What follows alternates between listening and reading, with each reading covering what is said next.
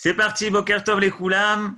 On est vendredi et on est très heureux de retrouver le Rav Yehuda Ben Ishai pour la paracha avec le Rav Yehuda.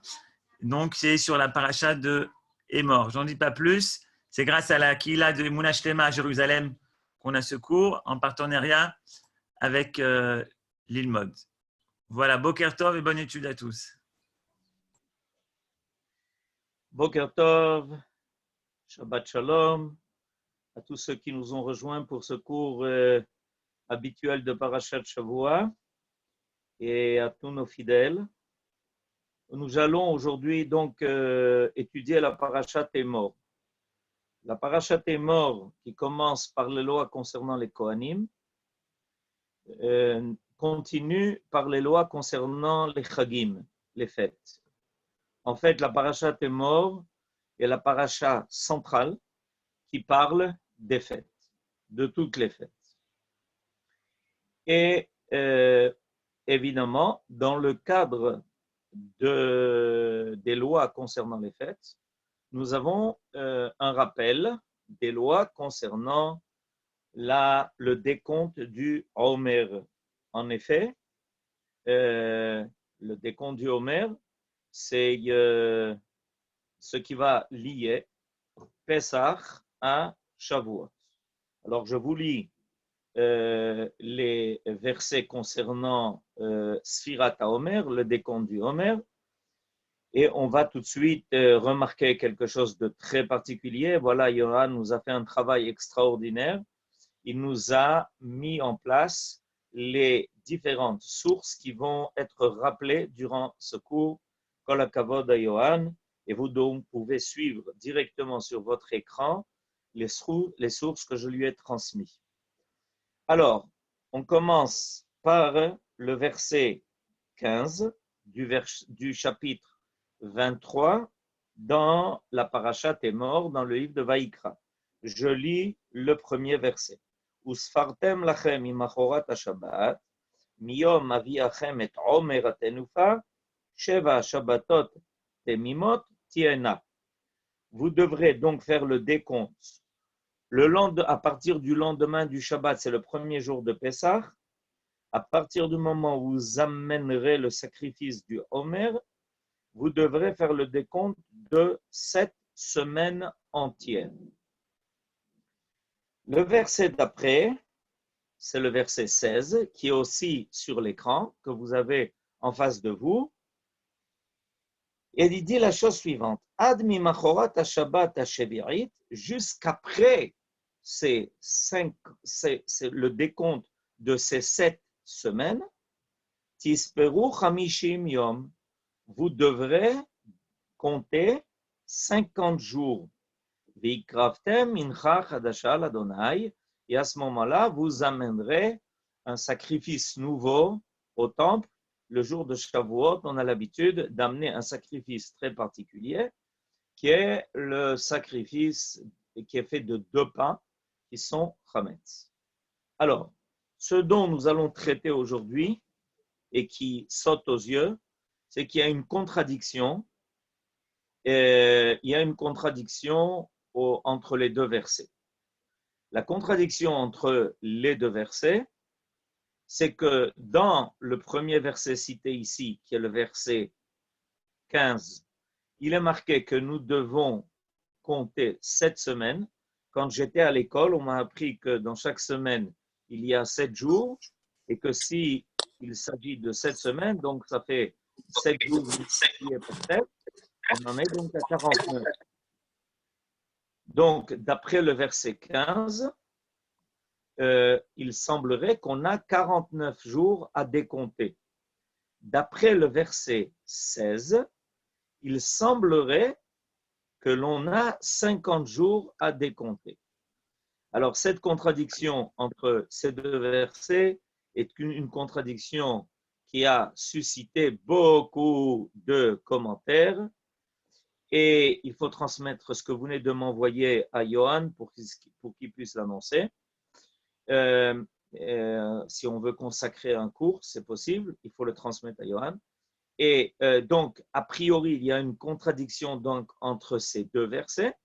D'après le premier verset cité, on a 49 jours à décompter. D'après le deuxième verset, on en a 50. Alors les commentateurs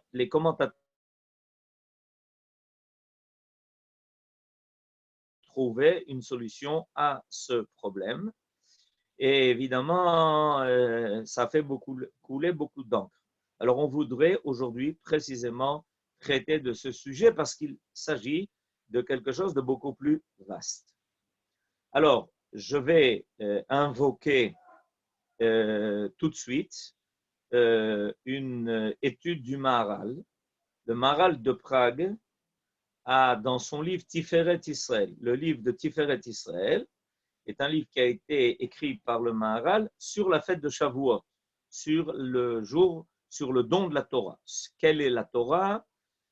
Quelle est l'essence de la Torah? Qu'est-ce que la Torah nous amène?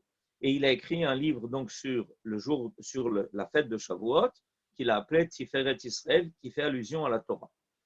Et d'après ce que le Maharal cite dans son livre, dit dans son livre, vous ne pouvez pas le joindre, vous devez lui envoyer une annonce. Alors, d'après ce que le Maharal nous dit, en réalité, il y a un niveau qu'on sait qui existe, mais qu'on ne peut pas atteindre par nous-mêmes. C'est-à-dire que, d'après l'explication du Maharal, nous les hommes sommes capables de décompter 49 jours. Le 50e jour ne peut pas être décompté par nous. Ce n'est pas une affaire humaine. Et je vais essayer d'expliquer en fait pourquoi. Pourquoi, bien que la Torah nous dise qu'il y a 50 jours, en effet, la fête de Shavuot est le 50e jour après le moment où on commence à compter le Homer le lendemain du premier jour de Pessah, mais nous dit le Maharal, c'est incontable. On ne peut, nous les hommes, faire le décompte seulement de 7 fois une semaine. C'est-à-dire qu'en tout et pour tout, nous pouvons décompter 49 jours. Voilà ce que nous sommes capables de faire. Nous sommes capables de compter 49 jours. Pourquoi? Parce que c'est 49 niveaux qui sont accessibles à l'homme. D'accord? Ces 49 niveaux sont accessibles à l'homme. Le 50e niveau n'est pas accessible à l'homme. On sait qu'il y a un 50e niveau. La Torah nous dit que tout se passe comme si on allait compter les 50 jours, mais dans les faits, on n'est pas capable de le faire. Dans les faits, on n'est pas capable de décompter nous-mêmes le 50e jour. D'après le Maharal, ça fait référence à la Neshama, à l'âme qui, en réalité, ne dépend pas du corps. Voilà, Johan nous a mis en face sur notre écran, il nous a mis la citation du Maharal, Omnam, mi mitzvat asfira nira, shelo haya efshar leinaten haTorah ad oto hayom. Il est clair que la Torah ne pouvait pas être donnée avant le 50e jour. Et c'est pour ça, je suis à la 4e ligne à la fin, où les fichar tsarich asfirat chamishim. Et c'est pour ça qu'il doit y avoir un décompte qui se fait jusqu'à 50. Qui az ba ou les madregat Torah. C'est à ce moment-là seulement qu'il atteint le niveau qui est la Torah. Le niveau de la Torah, c'est un niveau qui est divin. Shei sechel nivdal. Parce que la Torah est en réalité une sagesse sublime, suprême. Qui a Torah i misha'ar achamishim, sheu nivdal mina adam. Parce que la Torah appartient au 50e niveau, la 50e porte, qui est différenciée de l'homme. Ou les fichar, mispar achamishim, ra'ui el amala anivdelet asichlit. Et c'est pour ça que le chiffre 50 fait référence à quelque chose qui se différencie de l'homme, qui est au-delà de l'être humain. En d'autres termes, ce que le Maharal est en train de nous dire dans le passage qui vous est cité, c'est que l'homme va pouvoir franchir 49 étapes, et c'est pour ça que l'on fait le décompte de 49 jours, et après que l'on ait fini ce décompte-là, qui est un décompte qui est humain, on débarque, on aboutit à un niveau qui n'est plus déjà humain, qui est ce qu'il appelle Sechel Nivdal. Nivdal, quelque chose qui ne fait plus partie de l'essence, qui est une essence d'ordre humain. C'est d'ordre divin. Alors, pour essayer de comprendre ça un peu plus profond, parce que c'est un thème qui va revenir maintenant dans la Torah, c'est un thème qui va revenir dans la Torah à plusieurs reprises, je voudrais vous citer maintenant, on a l'habitude 2 fois par semaine d'étudier le Mesilat Yesharim, c'est un avantage, et aujourd'hui, je vais faire un grand saut dans Mesilat Yesharim. Nous sommes arrivés dans notre étude hebdomadaire, nous sommes arrivés au chapitre Bet, et aujourd'hui, je vais vous citer tout de suite le début du chapitre 26, Kavav. Voilà, Johan nous l'a mis en face. Alors, nous allons lire ensemble le début de ce chapitre. Alors, ce chapitre, comme vous le voyez, selon le titre, parle de l'Akdusha. Bebi'ur midat Akdusha. Alors, il dit la chose suivante, le Ramchal. Inyan Akdusha kaful u. Ce qui concerne l'Akdusha, c'est-à-dire l'essence de l'Akdusha, est quelque chose qui est à un niveau double. Ça veut dire quoi? Que l'Akdusha est à un niveau double, Dehaino. Et il explique. Trilato avoda, vesofo gmul. Trilato ishtadlut, vesofo matana. Je traduis. Nous dit le Ramchal, il faut que tu saches que le niveau de l'Akdusha va se diviser en 2 parties. La première partie, Trilato, le début, est un travail. C'est le travail de l'homme. Et la fin, c'est-à-dire le niveau de l'Akdusha lui-même que l'on peut atteindre, est en réalité déjà une récompense. Trilato ishtadlut. Le début de l'Akdusha est l'effort fourni. Vesofo matana. Et le niveau qui finalement va être atteint est un cadeau. Et il continue. Vehaino.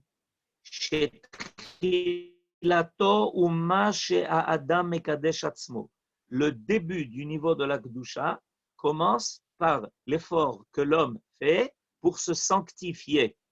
Vesofo mashemekachimoto. Et finalement, quand il arrive au niveau voulu de la Kedusha, ce n'est déjà plus ce que lui a fait pour se sanctifier, c'est ce qui a été fait du ciel pour le sanctifier à lui. Je résume cet enseignement extraordinaire du Ramchal. L'enseignement extraordinaire du Ramchal qui est fait ici au début de ce chapitre, du chapitre 26, on se rappellera de ce chiffre évidemment, le chapitre 26 qui parle de la Kedusha, et ça fait référence évidemment au nom de Dieu, qui a pour valeur numérique 26, le Ramchal dit, sache une chose, dans son étape finale, la Kedusha n'est pas d'ordre humain. Dans son étape finale. Dans son étape initiale, la Kedusha commence par le travail de l'homme. Il appelle ça des trilato avoda. Trilato ishtadlut. Ça commence par le travail de l'homme, ça commence par les efforts de l'homme, ça commence par tout ce que l'homme doit faire.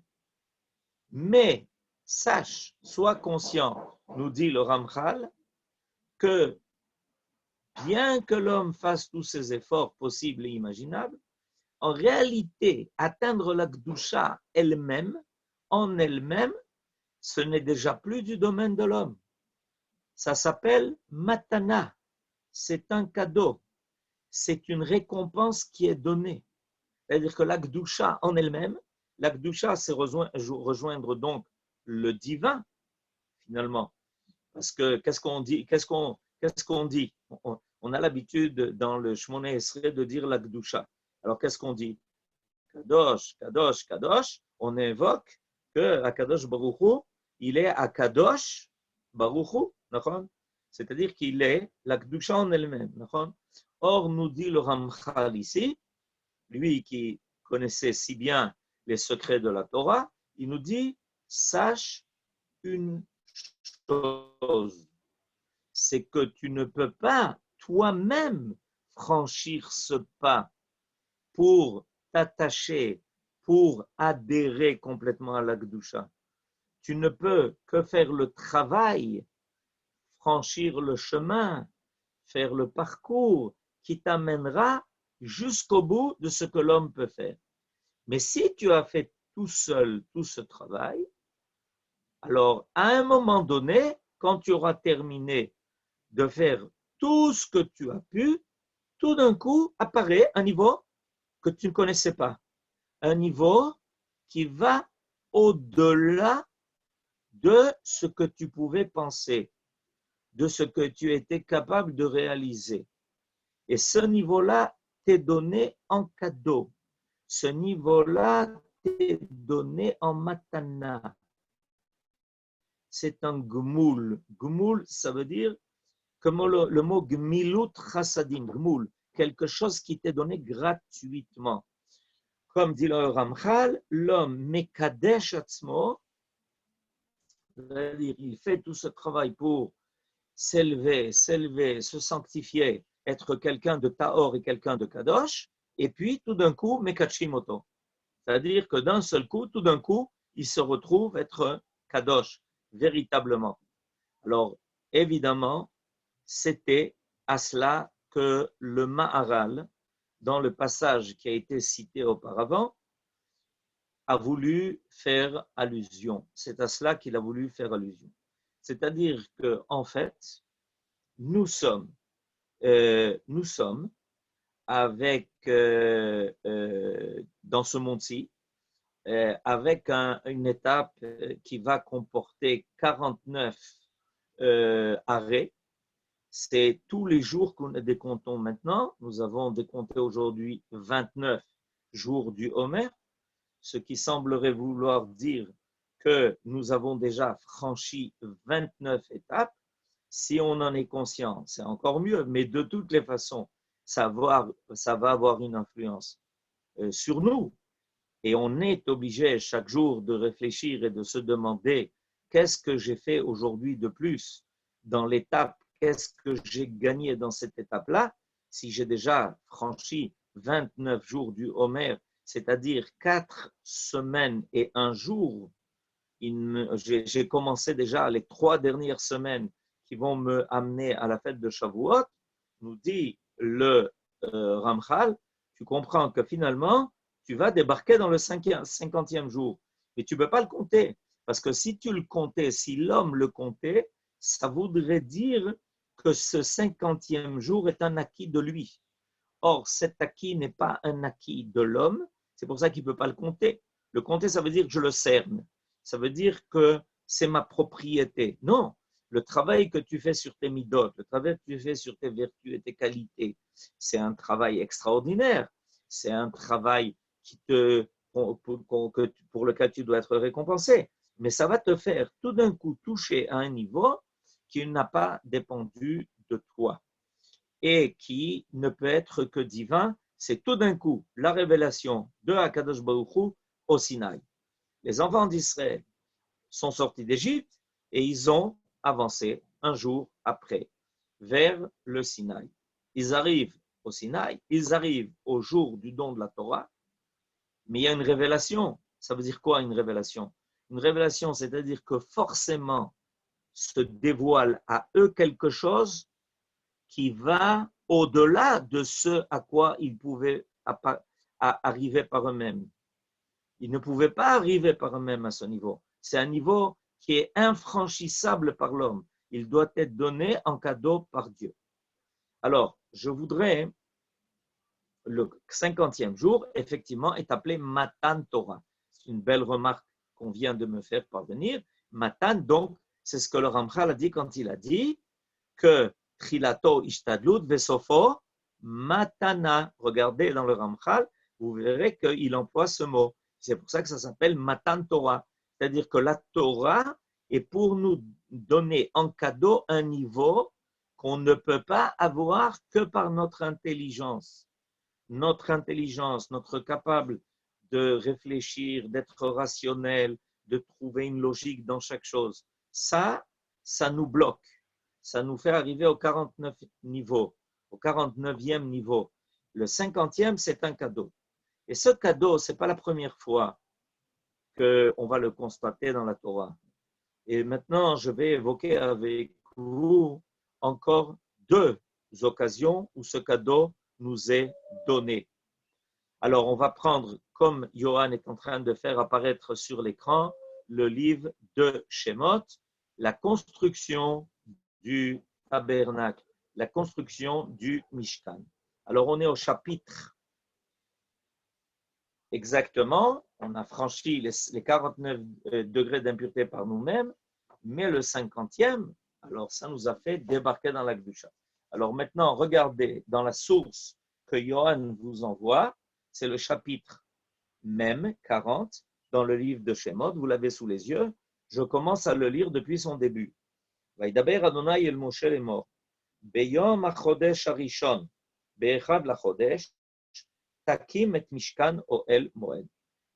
Klomar, traduction, Dieu s'adressa à Moshe en lui disant, le premier jour du premier mois, c'est le donc Rosh Chodesh Nissan, tu dresseras le Mishkan, tente d'assignation. Donc, d'après ce verset ici, Moshe Rabbeinu a pour tâche de rassembler tous les éléments du Mishkan, toutes les poutres, et de le dresser et d'en faire le tabernacle qui accompagnait les enfants d'Israël dans le désert. On est d'accord? On passe maintenant au verset Yud Zain.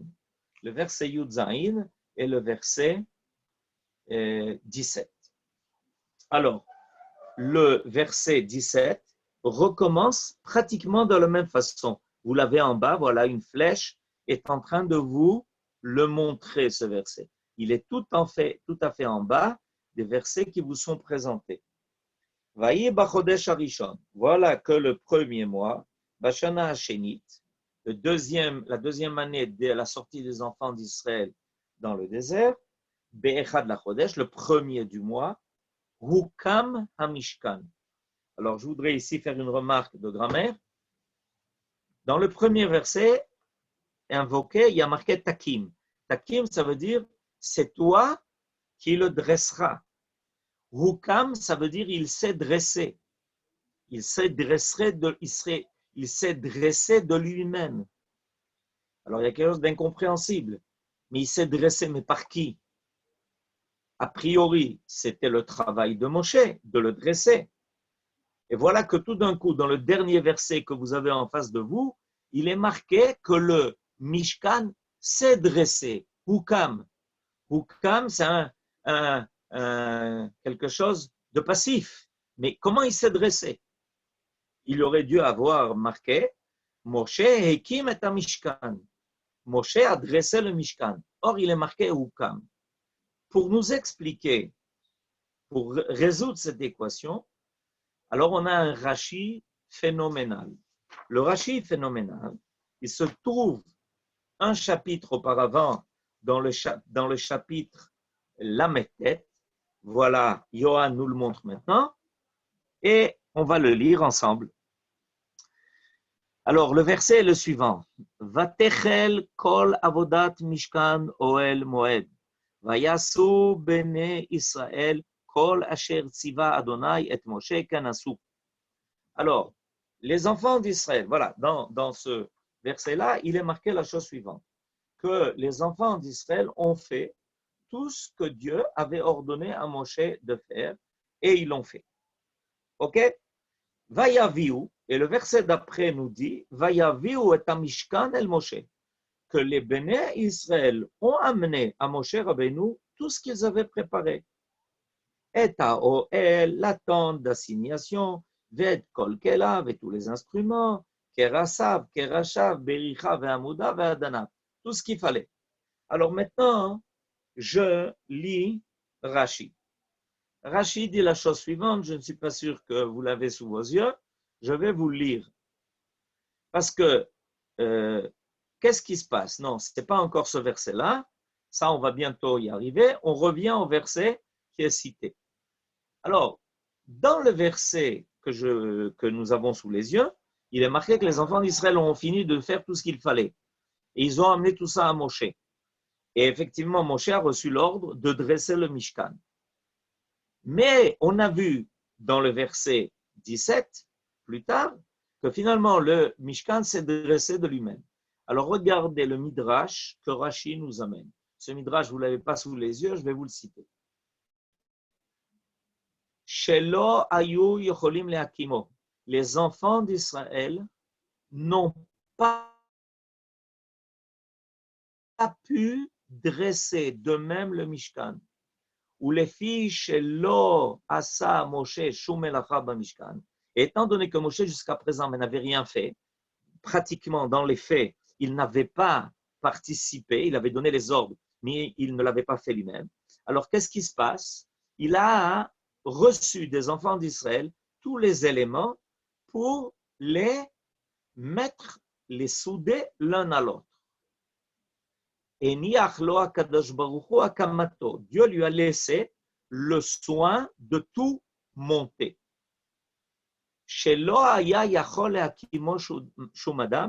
Et personne n'a réussi à le faire à part Moshe.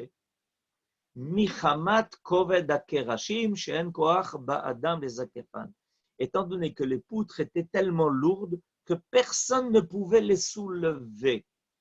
Amar Moshe lifnei HaKadosh Baruch Hu. Et à ce moment-là, Moshe Rabbeinu a dit à HaKadosh Baruch Hu, Ech efshar akamato al yedei Adam. Mais personne n'est capable de soulever de telles poutres. Personne ne peut faire ce travail de lui-même. Tu as envoyé les enfants d'Israël tout m'amener. Maintenant, j'ai tout reçu. Mais même moi, je ne suis pas capable de le faire. Amarlo asokata beyadecha. Akadosh Baruch Hu lui a dit, fais-le toi-même. Commence. Fais ce travail de tes propres mains. Nira mekimo. Et on avait le sentiment que Moshe Rabbeinu était celui qui assemblait les différentes parties du Mishkan et dressait les poutres, Ve'u niskaf ve'kam yelav. Mais en réalité, Moshe Rabbeinu, ce n'est pas lui qui soulevait les différentes poutres. Ce n'était pas lui qui était capable de les soulever. Le poids était énorme et c'était infaisable par l'homme.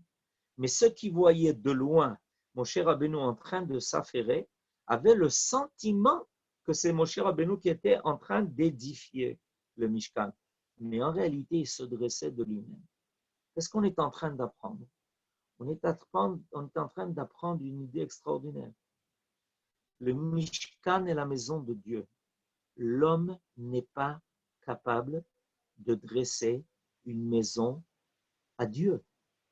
Parce que la divinité, c'est quelque chose d'infini. C'est quelque chose d'absolu. C'est quelque chose qui n'a pas de limite. Alors, comment on va faire? Comment ça va pouvoir se faire? Et c'est ce que les enfants d'Israël ont compris. Ils ont amené ça à Moshe, leur maître, en leur disant, Moshe Rabbeinu, ce n'est pas de notre niveau, ce n'est pas de notre domaine. Mon cher Rabbeinu reçoit tout et lui aussi comprend que ce n'est pas du domaine de l'homme. Alors il demande à Kadosh Baruch Hu quoi faire. Et Kadosh Baruch Hu lui dit, regarde, les enfants d'Israël ont fait tout ce qu'ils ont pu. À ton tour arrive le moment d'y prêter la main.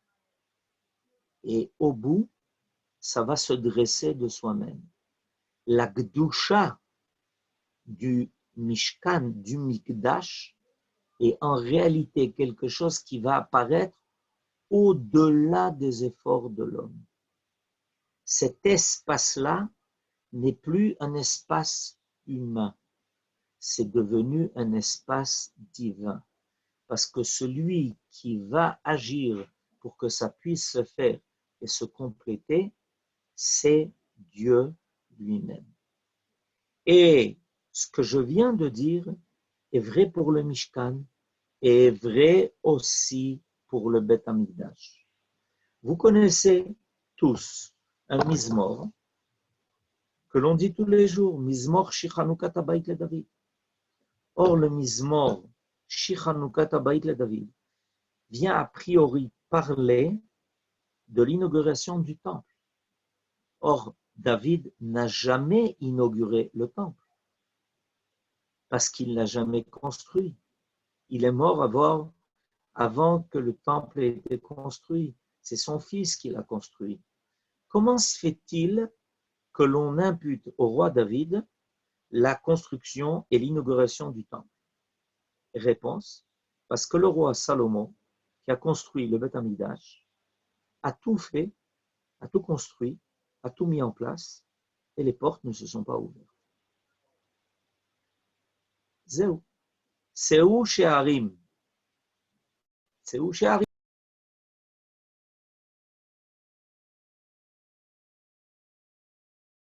Qu'elle s'ouvre, qu'elle rentrée, le peuple qui attend. Impossible. Impossible. Les portes sont collées l'une à l'autre. Le roi Shlomo comprend qu'il y a quelque chose de divin qui doit compléter son œuvre. Lui a fait tout ce qu'il pouvait, mais les She'arim, Sha'ar HaChamishim, l'apparition de la divinité dans le Beth Amikdash n'est déjà plus de son domaine. Il faut prier pour cela, pour faire apparaître une dimension qui n'est plus humaine. Je voudrais amener un autre exemple à cela. La paracha Témor, qui est la paracha qui parle donc des fêtes, comme je viens de le dire, va commencer toute la série des fêtes par le Shabbat. Or, le Shabbat, depuis longtemps, a été invoqué. Il a été invoqué dans le Chumash Shmot, dans la parashat Yitro. Dans la parashat Yitro est invoqué le Shabbat. Alors, exactement, Yohan nous présente maintenant le verset. Quand il nous présente le verset, il est dit la chose suivante. D'accord? Zachor et Yom HaShabbat lekadesho, souviens-toi du jour du Shabbat pour le sanctifier. Sheshet yamim ta'avod, 6 jours tu travailleras. Ve'asita kol melachtecha, 6 jours tu travailleras et tu feras toute ta tâche. D'accord? Ve'yom hashevi'i, et le 7e jour, Shabbat l'Adonai Elohecha, lo ta'aseh kol melacha, ata, uvincha, uvitecha, avdecha, ve'amatecha, uvemtecha, ve'gercha, asher bisharecha. Alors, il y a quelque chose de très surprenant dans ces versets concernant le Shabbat. Pourquoi? Parce qu'au début, ça commence en nous disant « Souviens-toi du jour du Shabbat pour le sanctifier ». C'est clair. Ensuite, le verset d'après nous dit « 6 jours tu travailleras ». 6 jours tu travailleras. Mais c'est un ordre. C'est quoi 6 jours tu travailleras? Ça veut dire quoi? Ça veut dire qu'on ne peut pas participer on ne peut pas arriver au Shabbat sans avoir travaillé pendant les 6 jours. Ve'asita kol melartecha. Et tu feras toute ta tâche. Mais comment c'est possible qu'un homme fasse toute sa tâche, tout son labeur? C'est impossible. Si un homme avait réussi en 6 jours à finir tout son labeur, il n'aurait pas besoin de continuer après Shabbat, de reprendre son labeur, puisqu'il a fait Kol Melartecha. Il y a quelque chose de surprenant dans ce qui est marqué ici. Sheshet Yamim Ta'avod, comme si la Torah nous dit, il faut travailler pendant 6 jours. Faire tout ton labeur. Ve'asita Kol Melartecha. Ve'yom HaShevi Shabbat l'Adonai Elohecha. Et le 7e jour, lui, comme vous l'avez sous les yeux, il est consacré à l'Éternel ton Dieu. Très surprenant. Si on arrive à notre paracha, qui est la parachat Émor, alors regardez, on va au début du chapitre 23, qui parle donc des fêtes, on va avoir à nouveau le Shabbat. On va avoir à nouveau le Shabbat. Et regardez ce qui est marqué. Sheshet Yamim Te'aseh melacha. וביום השביעי, שבת שבתון מקרא קודש, כל מלאכה לא תעשו, שבתי לאדוני בכל מושבותיכם. Regardez ce qui est marqué quelque chose d'extraordinaire. Sheshet yamim te'aseh melacha. Pendant 6 jours se fera le travail. Te'aseh. Se fera par qui? Dans la paracha de Yitro, il était marqué qu'il fallait faire le travail, qu'un homme devait travailler. Ta'avod, il est marqué.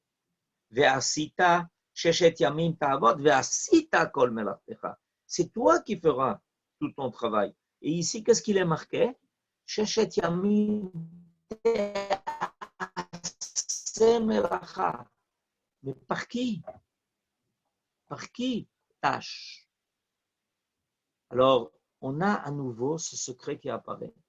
En réalité, l'homme ne peut jamais terminer sa tâche. C'est impossible. C'est un baril qui, a priori, est sans fond. Et on l'a constaté, pour ceux qui ont l'habitude et l'expérience du travail, on sait qu'on n'a jamais réussi à tout faire. C'est impossible. Impossible.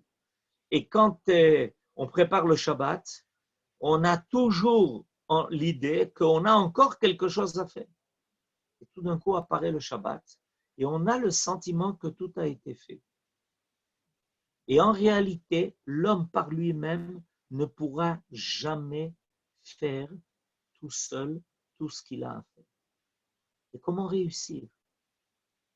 Comment arriver à cela? Et voilà, c'est marqué sous le verset que vous avez sous les yeux. Sheshet yamim te'aseh melacha. Si tu es prêt à travailler pour finalement arriver au 7e jour, ou bayom hashevi shabbat shabbaton mikra kodesh, kol melacha lo ta'asu. Tu arrêtes de faire toute tâche parce que tu comprends que jamais tu ne pourras tout terminer. Sache une chose, c'est qu'il va y avoir quelque chose d'extraordinaire qui va se révéler. C'est que tout ce que tu devais faire finira par être accompli. Parce que Akadosh Baruch Hu, grâce au Shabbat, fera que tout ce que tu as entrepris finira par aboutir. Et c'est pour ça que dans un verset, il est marqué Ta'avod, travail, ve'asita kol melartecha. Et tu dois agir comme si c'était une tâche qui te revenait de faire jusqu'au bout. Kol melartecha. Mais en réalité, tu ne peux pas le faire par toi-même. Il faut que Dieu complète. Il faut que Dieu amène sa bracha.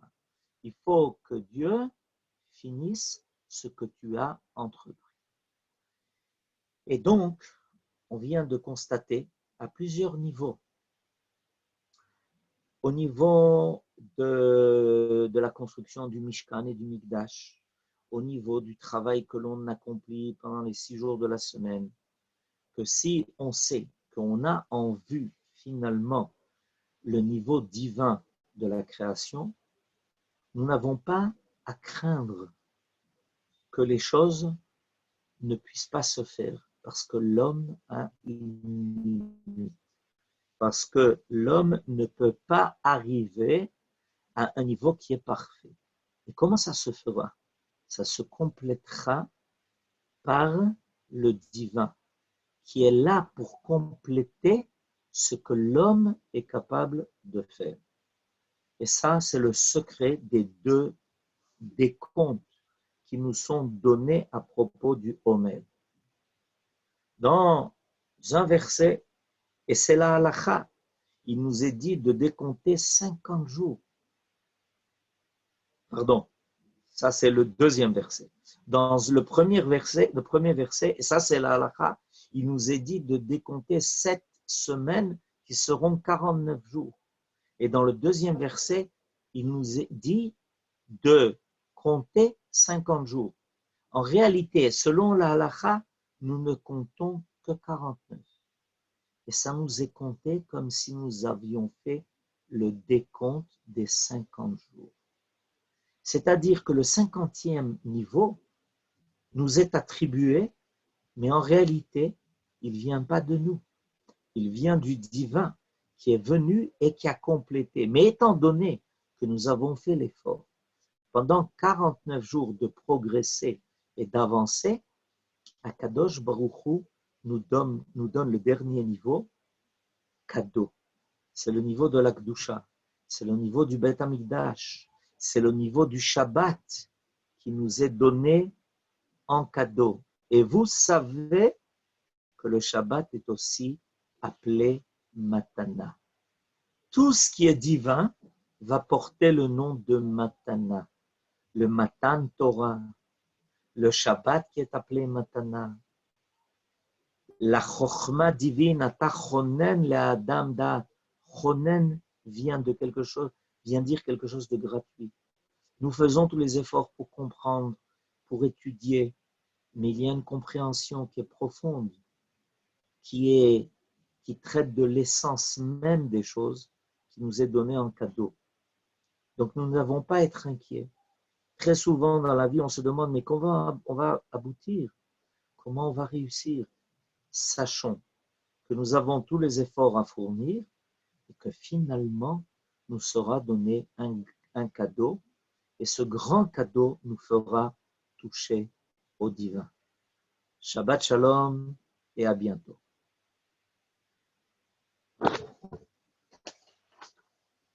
Toda Rabba, Shabbat Shalom לכולם.